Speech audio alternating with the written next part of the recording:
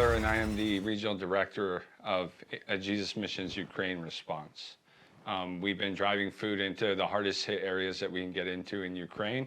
And originally we started doing it in Romania, but now we're fully based in Ukraine now. How does that process work? So we get food delivered to our base, which up until recently has been in Mykolaiv in southern Ukraine. And we'll get a semi-truck of food delivered. We work with local contacts, usually pastors, just because they're trusted, they know their community, they know where the needs are. And then we load up our vans. We have a mission for that day. Sometimes that mission might be to a community away from the front that's, got a lot of refugees that we care for. And then other times that will be right out on the front line where they're shelling and it's, less secure. And we just bring food and drop it off. We usually don't do direct distribution. We prefer to be kind of like a nameless, like a shadow. We don't want people looking at our organization, but we want people from Ukraine serving the people of Ukraine and for them to get the credit here. So you're just facilitating the local people to be able to take care of their own. Yes, precisely. Because we could just show up in a village and we don't know if that village has already been serviced. We don't know if those people are double dipping. And it's just the most effective way because we don't have a huge budget. So we're trying to maximize what we do. And we've been able to bring over 1 million meals in doing that down almost predominantly in Mykolaiv. What is your background?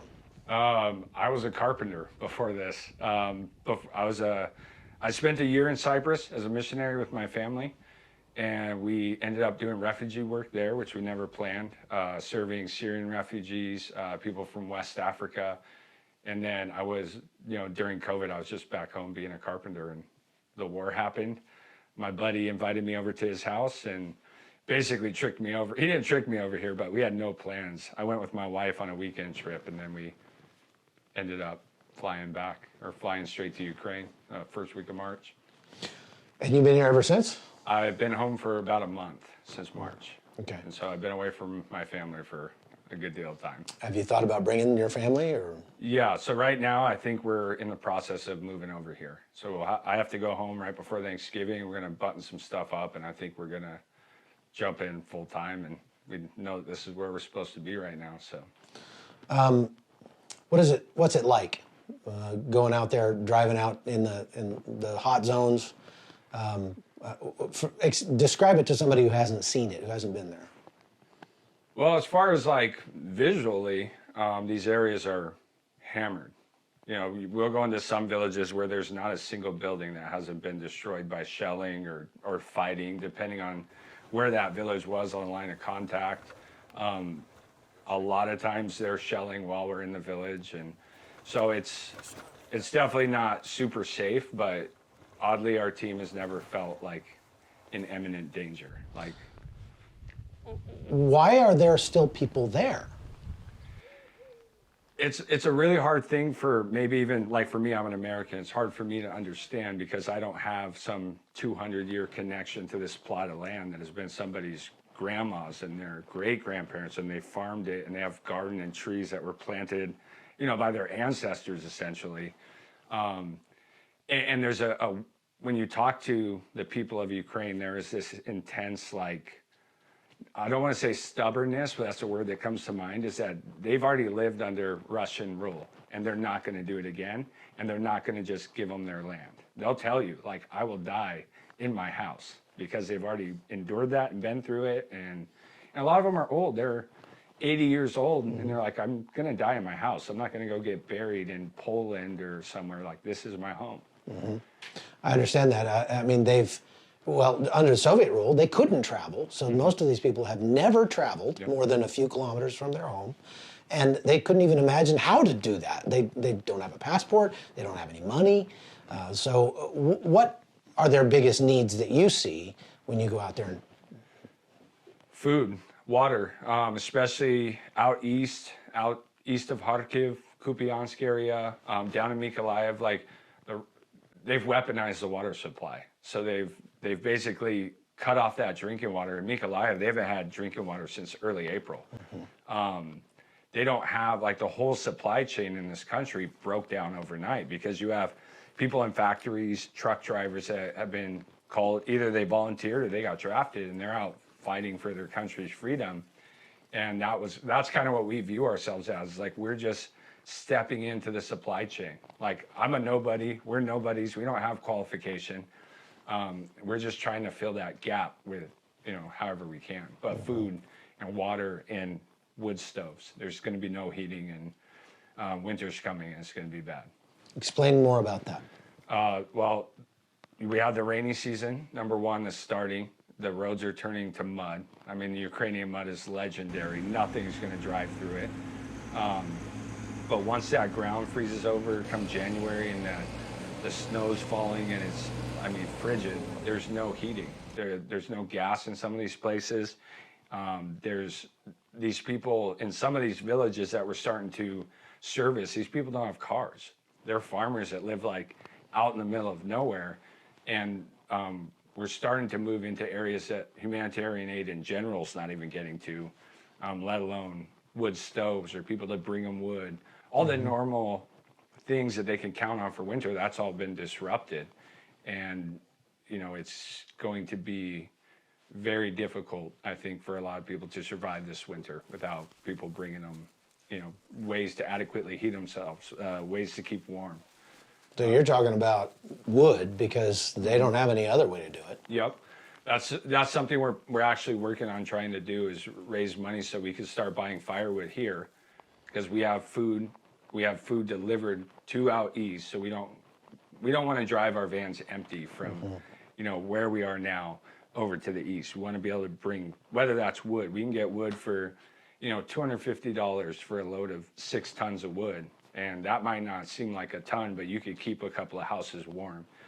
And a friend of mine that we work with has some guys here in Ukraine building wood stoves for 150 euros a piece.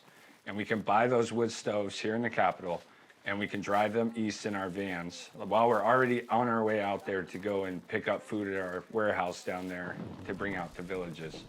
And we can keep a lot of people warm and put them in centers that are going to take care of people. That's great. That's a really good idea. Do you, from what you've seen of the Ukrainian people and the Ukrainian military and all that, how would you say the war is going? I think there's a great sense of hope right now in Ukraine. Maybe in the early days there's a little bit of uncertainty, not a cowardice or a fear, but just an uncertainty of what's going to happen. And I think given the events of the last month, like the villages that we're going to are all recently liberated.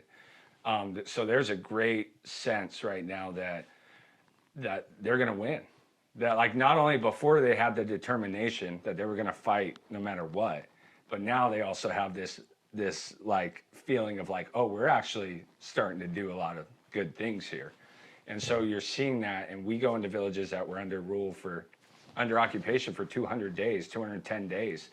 And to hear the things that these people endured, and now they're on the other side of it, and like they got to see their people come back through their village and liberate them. That, like, maybe 4 months ago, like when they took Izium, we might have just written that off, like, oh, they're never going to get back. Well, they're back now, and that's given the people like a great deal of joy and hope. Explain more about what those people endured under Russian rule. So, and these are accounts, firsthand accounts that we've gotten from people, from mayors of villages, and we've been in villages where the guy who brought us to that village, they kidnapped his mother and electrocuted her. They tortured her underground in a room where they cut people's ears off in front of her, where there were dead bodies lying on the floor. We've been in villages where they won't even talk about it. Like, you'll ask them and they won't even speak about it. We've heard reports of rape, not just women, men. We've heard reports of children being raped, of elderly people. Like, every single place that was occupied, we're hearing atrocities. Wow. So these people, according to the propaganda from Russia, are Russians that are forced to live in Ukraine, that were persecuted by the Ukrainians, that wanted to be part of Russia. I mean, not to get too deep into the politics of it, that's not my intention, but Do you ever look at the propaganda, those things that come out and go like, where are they even getting that? Like, because that's been my sense. 100%. I think when you talk to the people here, before the war, there might have been, I wouldn't say like a sentiment that they were Russian, but there was like a kinship. There's a lot of families on both sides of the border. A lot of that has disappeared because the reality is that the people that are suffering the most right now in Ukraine are the people who the Russians are claiming to come and liberate. It's Russian-speaking people that are getting blown up in their house. We live in Mykolaiv, where they're just indiscriminately blowing up apartment buildings. My contact got a bomb dropped in his courtyard like 3 weeks ago. They blew up his apartment. And so if there was any sentiment that, hey, we're the same, that's gone. Like, yeah. Boom. Perfect. So long term, do you see yourself staying here for as long as it takes, or what? Yeah, my wife and I are talking about moving here so that we can basically respond to this crisis as long as needed. What's the hardest thing about this been for you? I think the hardest thing is being away from family, like honestly, on a personal note, and then like talking to some of these people and what they endured is like, I don't believe in like absorbing other people's trauma, because that's what they went through. I didn't go through that. But when you see children in these villages that are being shelled while you're delivering food, and there's kids playing in the street, like that's rough. I got kids, so that's what brought me here. I saw the videos of the people pouring over the border, and it was women and children, and they were alone. And so we originally started doing refugee work in Romania. That's how this started. There's 3 of us that came out, and we're just like, let's just see what can happen.